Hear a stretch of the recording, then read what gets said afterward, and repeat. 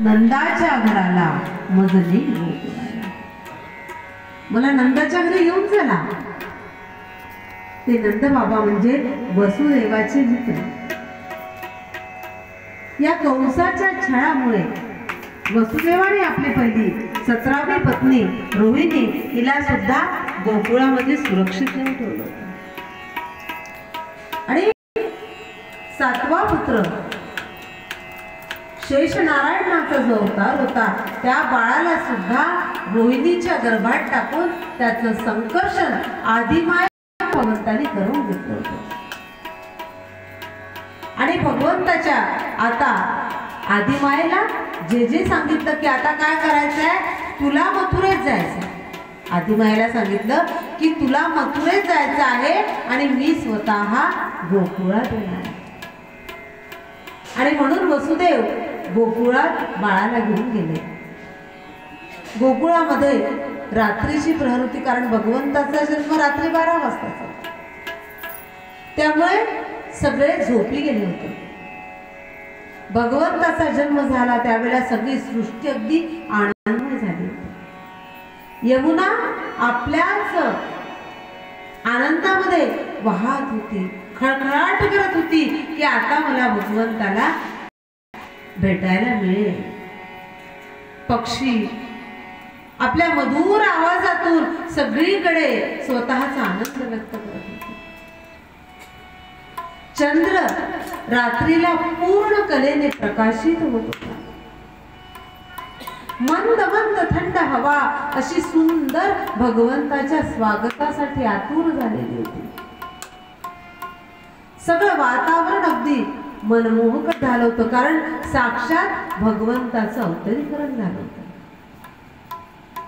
वसुदेव ज्यावेळेला भगवंताला घेऊन गेले, भगवंत डोक्यावर आहेत आणि वसुदेवजी त्या यमुनेतून वाट काढतात आहे. यमुनेला पूर आलेला होता, कारण ती भगवंताच्या भेटीसाठी, भगवंताच्या स्पर्शासाठी आतुर झाली होती. कारण यमुना म्हणजे भगवंताची प्रेयसी आहे आणि आता मला माझ्या प्रियकराला भेटायला मिळेल म्हणून ती अगदी आनंदी होती. केव्हा केव्हा मी भगवंताला स्पर्श करते असं तिला झालं होतं आणि म्हणून तिला पूर आलं होतं आणि थंबून भरलेली होती. ज्या वेळेला वसुदेव पाण्यातून चाललेले आहे घेऊन, त्यावेळेला डोक्यावर भगवंत. आता यमुनेला बाळाला स्पर्श करायचा आहे, भगवंताला स्पर्श करायचा आहे. मग काय करणार, तिचा नाईलाज होता. ती हळूहळू हळूहळू वाढू लागली आणि वासुदेवाच्या गळ्यापर्यंत पाणी आलं. डोक्यावर भगवंत आहे पण परिस्थितीला तोंड द्यावं लागतं. पुन्हा वसुदेव घाबरले. भगवंत वारंवार सांगतात आहे की तू भिवू नकोस, तू घाबरू नकोस, मी तुझ्या पाठीशी आहे. पाठीशी नव्हे तर चक्क डोक्यावर भगवंत आहे. तरी सुद्धा वसुदेवाला भीती वाटली. भगवंताला असं वाटलं की सर्वसाधारण जो लौकिक व्यक्ती आहे त्याच्यासाठी भय हे राहणारच, त्याला भय हे वाटणारच. पण याच्यावर मलाच उपाय करावा लागेल. आणि भगवंतांनी काय केलं की आता माझ्या बाबांच्या नाकातोंडापर्यंत पाणी येणार. ही यमुना अशी मांडणार नाही जोपर्यंत मी हिला स्पर्श करणार नाही. आणि भगवंतांनी आपला छोटासा पाय त्या टोपलीतून बाहेर काढला आणि यमुनेला स्पर्श केला. जसा त्या पायाचा स्पर्श झाला तशी यमुना शांत झाली आणि वसुदेवाला वाट मोकळी करून दिली. वरून पाऊस येत होता, कारण इंद्रालाही आनंद झाला, त्याच्यामुळे वरून वर्षा होत होती. मग आता माझं बाळ ओलं होईल की काय, या भीतीने पुन्हा वसुदेवाला भीती वाटली. त्यावेळेला शेषनागाने काय केलं की त्या टोकर आपलं 5 फणाचं छत्र धारण केलं आणि ते छत्र धारण केल्यानंतर त्या यमुनेतून वाट काढायची म्हणजे अवघड वाट होती. रस्त्यात दगड पडलेले आहे, चिखल आहे, काटे पसरलेले आहे. आणि भगवंत डोक्यावर असताना भक्ताला कसा काय त्रास होऊ देणार. म्हणून शेषाने फन तर भगवंताच्या वर पकडलं, पण स्वतःच शरीर जे आहे त्याचा रस्ता बनवला. आणि वसुदेवाला अगदी सहज सोपा मार्ग त्या ठिकाणी सुलभ केला. वसुदेवाला हे काही कळलं नाही. आपलं बाळ सुरक्षित राहिलं पाहिजे, सुरक्षित पोहोचलं पाहिजे, हीच आस वसुदेव. आणि वसुदेव गेले. रात्रीचा प्रहर होता, सगळं अंधार जिकडे तिकडे होता, सगळे गोकुळवासी झोपलेले होते. तेव्हा चुपचाप वसुदेव नंदबाबाच्या महालात गेले. आणि नंदबाबाच्या महालात गेल्यानंतर भगवंतांनी सगळ्या वाटा मोकळ्या केल्या होत्या. आत वाड्यात शिरले आणि पाहते ते काय, एक मुलगी त्या ठिकाणी खेळते आहे यशोदेजवळ. आणि यशोदा मात्र मायेचा पडदा तिच्यावर भगवंतांनी केला होता. ज्यांच्या ज्यांच्या डोळ्यावर मायेचा पडदा असेल त्यांना भगवंत दिसत नाही. यशोदेच्या डोळ्यावर मायेचा पडदा होता गोकुळातल्या लोकांवर, तेव्हा भगवंतांनी स्वतःच मायेचा पडदा केला. तिथून तिथे बाळाला वसुदेवाने ठेवलं आणि त्या मुलीला सोबत घेतलं. आणि वसुदेव परत आपल्या मथुरेच्या बंदीखान्यात येण्यासाठी निघाले. परत सगळं तसंच जसं होतं तसं झालं.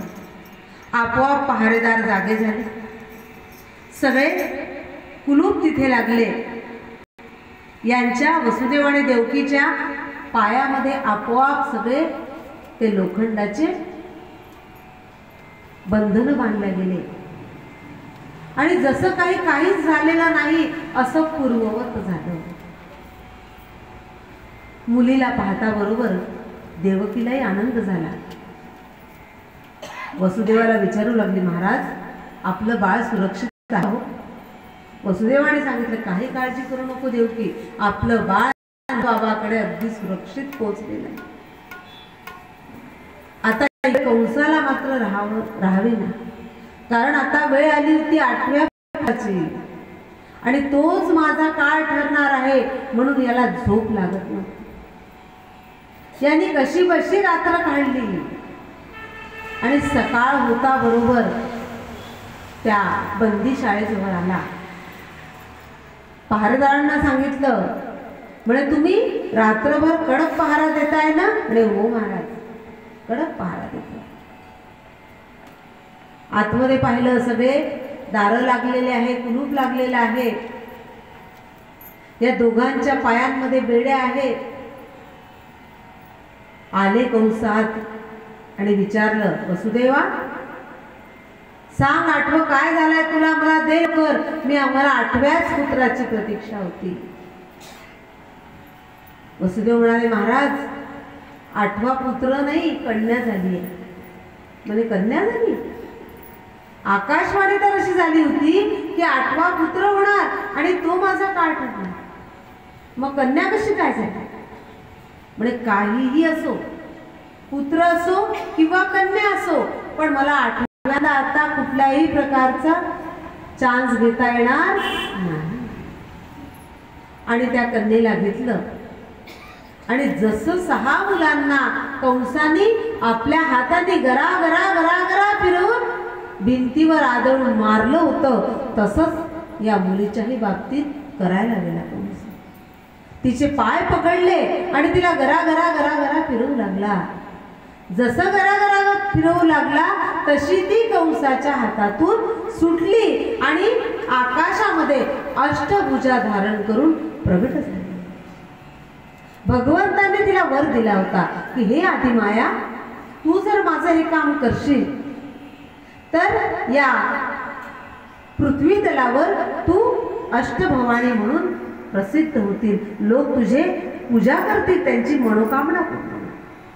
आणि म्हणून भगवंताच्या सांगण्यावरून या आदिमायेने हे काम केलं. ती प्रगट होता बरोबर कंस घाबरला. म्हणे कोण आहेस तू आणि माझ्या हातातून कशी काय सुटली? त्यावेळेला आदिमाया म्हणाली, राजा, माया ही भासत असते, यथा भासो. माया ही भासत असते, पण ती कोणाच्याही हातात लागत नाही.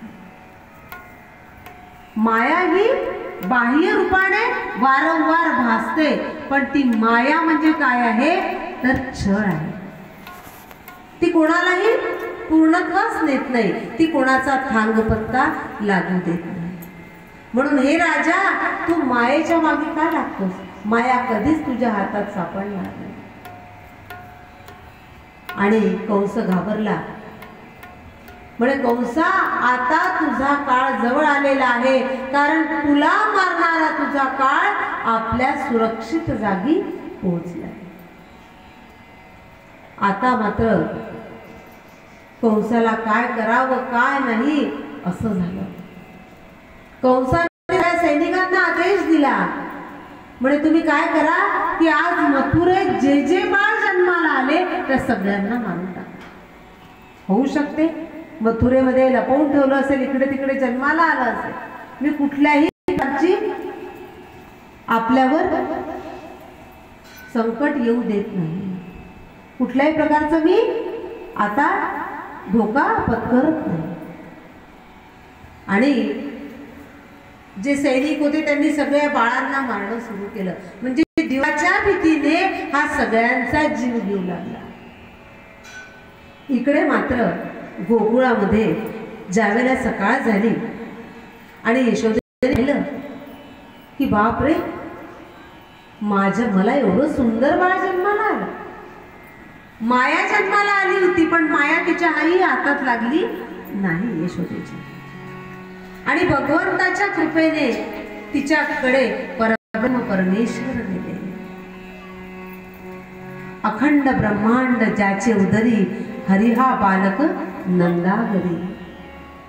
ज्याच्या हातामध्ये अखंड ब्रह्मांड आहे, जो साऱ्या सृष्टीचा रचिता पालन करता आहे, तो एक बालक म्हणून यशोदेच्या घरी जन्माला आला.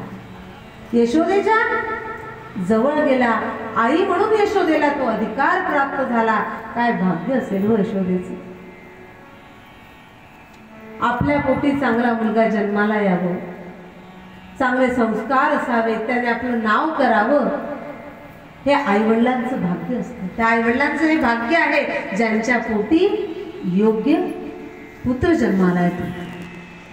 आणि यशोदेचं काय भाग्य. तेव्हा शुकदेवजी महाराज राजाला सांगतात की राजा, यशोदा हिने मागच्या जन्मामध्ये द्रोण आणि धरा असं यांचं नाव होतं. या दोघांनी भगवंताचं काय केलं होतं, चिंतन केलं होतं, भगवंताची भक्ती केली होती. आणि भगवंताची भक्ती केल्यानंतर भगवंतांनी विचारलं होतं तुम्हाला काय हवं आहे, कशासाठी माझी भक्ती केली. त्यावेळेला या दोघांनी द्रोण आणि धरा त्यांनी सांगितलं, भगवंत आम्हाला काही नको, पण तुमची लीला बघायची. तुमचं रूप तर आम्ही बघितलं, पण आम्हाला तुमची लीला बघायची. आणि म्हणून ते वरदान म्हणून या जन्मामध्ये यशोदा आणि नंदबाबा हे यांनी ज्यावेळेला जन्म घेतला तेव्हा भगवंताला आपली लीला त्यांना दाखवायची. वसुदेव आणि देवकी यांनी पूर्वजन्मामध्ये यांनी सुद्धा भगवंताची भक्ती केली होती, पण यांनी काय मागितलं होतं, भगवंता तुझ्यासारखा पुत्र आमच्या घरी जन्माला यावा. म्हणून भगवंताने फक्त जन्म वसुदेव आणि देवकीकडे घेतला, पण लीला मात्र यशोदेला दाखवली, नंदबाबाला दाखवली. जसंही बाळाला पाहिलं तसा यशोदेचा आनंद गगनात मावेनासा झाला.